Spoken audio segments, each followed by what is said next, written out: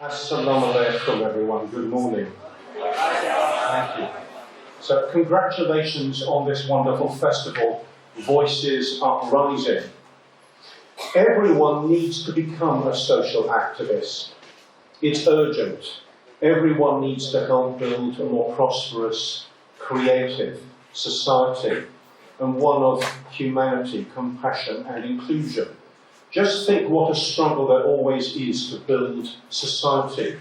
Think about the struggle between those who want environmental responsibility and those who deny that there is any problem at all with the substantial issue of human-made climate change.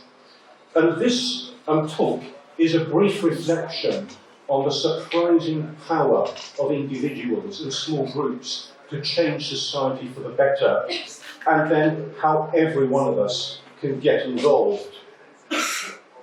I'm starting with a world-famous example. There was an Albanian woman who heard a call. She took vows of poverty. She became a nun, and she dedicated her life to the poor. You know, extremely poor people become invisible, but she saw God in the poor. And this ancient text was a guiding text of her life. I was hungry and you gave me to eat. I was thirsty and you gave me to drink. I was a stranger and you invited me in. I needed clothes and you clothed me. I was sick and you looked after me. I was in prison and you came to visit me. That is a call to every one of us, and even a command to every one of us about how we live our lives and the priorities that we can set for ourselves in the interests of the whole world. So she left a call to compassion that has outlived her many years later. But meanwhile, during a similar period, there was someone else who responded radically to the challenge of poverty, a rather different approach, rigorous, business-like, and very impactful. You can see this promising-looking young man in the middle of the picture here. This is Fazle Hassan Abed, well-to-do Sylheti Bengali family, following a good business life in London, until his life was transformed. He became involved with his friends, working on the relief effort in the face of the devastating Bola cyclone in Bengal in 1970. And then he carried on making a contribution to the rebuilding of Bangladesh after the Liberation War. And you see through these pictures a sense of a life lived well, really.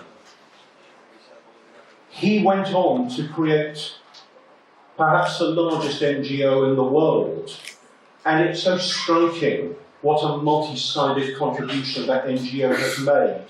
The major world social issues, poverty alleviation, how to build an economically prosperous society, how to govern a society in the interests of all.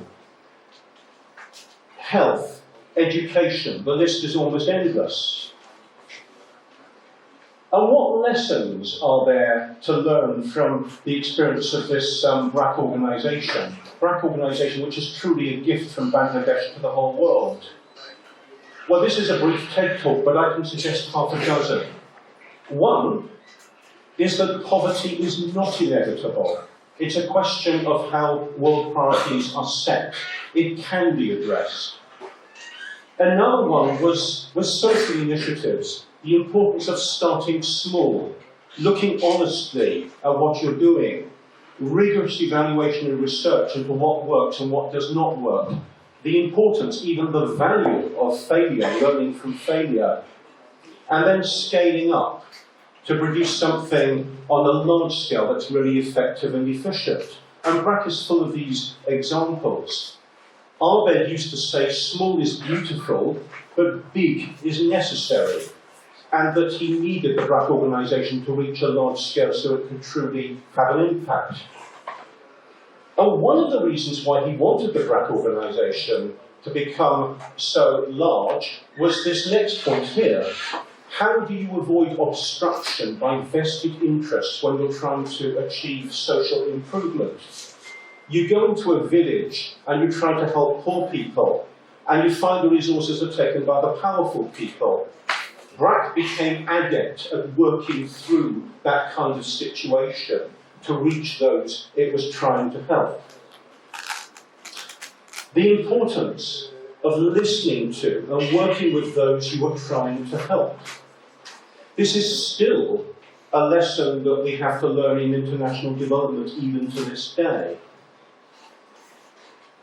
And the vitality of empowering women, but also women and men working together for social change.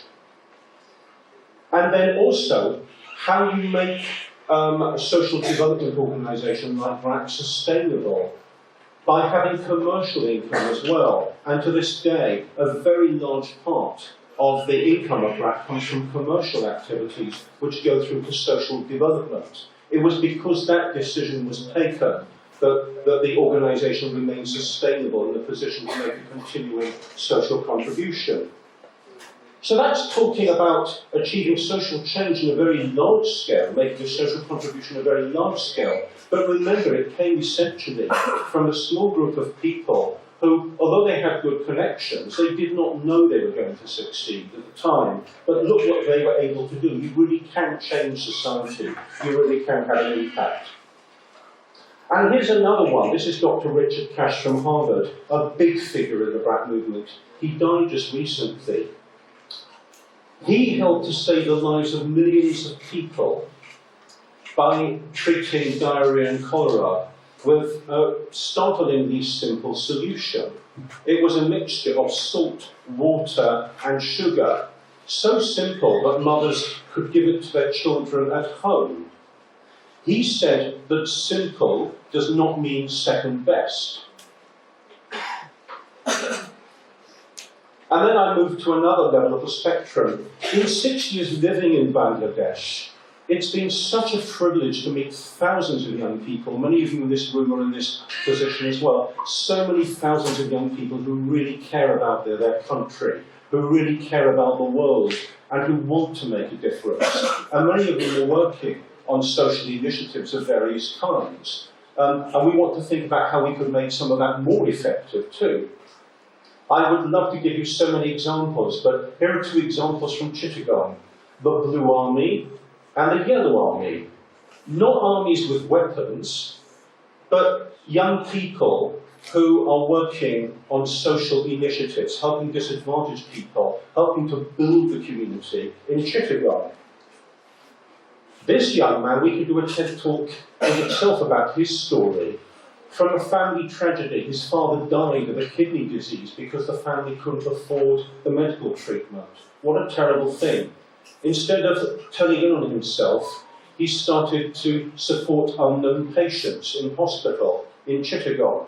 He and his volunteers have now supported hundreds upon hundreds of unknown patients, often people with head injuries who are detached from their families. And they're so resourceful and genuinely entrepreneurial in the way they support these people. And my third example is the It's Humanity Foundation, inspired partly by BRAC, a young man rather like all of you, called Adnan Hussein, who with his friends started teaching disadvantaged children quite informally. Now they're an organisation 14 years on that has educated thousands of disadvantaged but talented children. And they're beginning to get international recognition. How are they doing this? This is what fascinates me out of the many thousands of organisations in Bangladesh. How do you make one so effective? And I was talking about this with him the other day, and he said, well, one of the things we do is we really stay in touch with the communities we're trying to serve. There's that lesson again, listening to, working with people. Another one is building up networks of people who can help to build up the organisation. Another one that I particularly notice and value in the It's Humanity Foundation is they really care about quality of education. They really invest in that. And also, this word entrepreneurship is often used, I think, incorrectly. It doesn't just mean running a business, it means being innovative, creative, spotting opportunities out there in the market. And this is what they're doing. So they don't just run schools, they run a vocational technical skills program. They're looking after the total welfare of the children. If children can't go to school, they go to them. They get in a bus. There's a mobile bus where they go to teach children. They're active in the Chittagong Hill Tracts in hard-to-reach areas in this way. And now they've started commercial activities that are bringing in some income so they can be sustainable for the future. Lots of interesting lessons and pointers for anyone who's thinking of starting a social initiative. So it brings me to where I come from, Brack University. A university, any good university, is a wonderful place. It's a beacon for development. It's almost a miracle to think this amazing building here, very green building,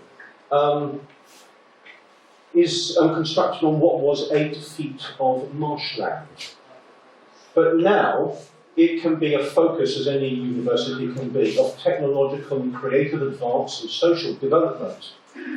And to link this to these young people I've just been talking about, its humanity, the armies of Chittagong, and all the other young people across Bangladesh who want to get involved, there are some things that we as a university can particularly do to help. One of them is we've created an internationally linked social impact lab. This is a place you can come to, and it will help you to think of creative ideas to make a contribution. They use business techniques to build up those ideas into initiatives that are likely to work, to have an impact, and even to be sustainable for as long as they're useful. Another thing also that we do as a university is to encourage citizenship. That means all of us, not just going out to do a job ourselves and to look just after our own families and our own interests, but to be seriously interested in building society. And it's a wonderful thing that the Centre for Peace and Justice at Brack is collaborating with other universities to build the training and development of young people who go out to be facilitators of community development and of reconciliation. They're called peace cafes. And we had feedback after the national uprising that many of them felt their training had helped them, that when they were facing the reality of violence and dislocation, that they were able to be a calming and a supportive influence in that situation. They too work on social projects. I'm talking about Brack University, but all universities are in a position to make this kind of contribution. All of them can be real agents of development and positive influences in their communities. But to realise the full change that we could achieve and the full potential of universities is going to need a process of reform. That's a TED talk in itself. But we need to change nationally the way we teach, our support for teaching and learning, how we work with students and get into partnerships with them so that they go out and become really effective leaders who are going to make a contribution to society. Now here's a final thought. So, you can get involved in social initiatives of various kinds. You can use the resources of your university to prepare for a life of really active and productive citizenship. This is something else we can all do. Help change attitudes. A couple of years ago, I came to Khulna. This is my second visit to Khulna. And I came with a group called Team Inclusion. This is a grassroots group of people with and without disabilities. And we were doing focus groups for a research project with Monash University. And we discovered this group, a self-help group of people with disabilities. They formed a self-help group because they found they were repeatedly excluded and discouraged. And they told us, along with positive stories that they had to share, but they told us about the lack of respect that was shown to them by lawyers, by medical people, by professional people generally. But let's stop for a second. Why should there be a problem of lack of respect? It costs nothing to respect people, and you're much more effective as a professional if you respect people.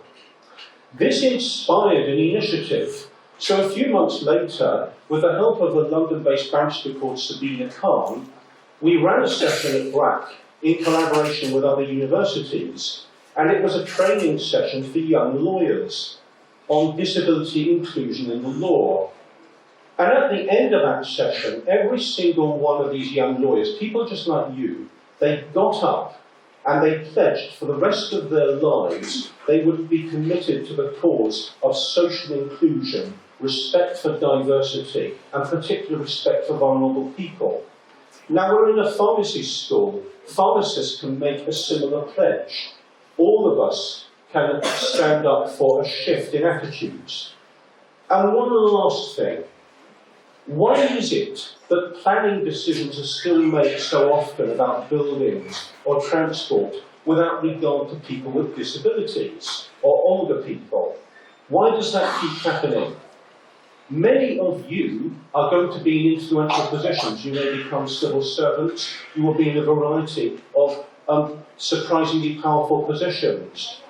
You can help to insist that there are changes in government processes so that these processes and policies are based on the principle of inclusion. And what is the prize?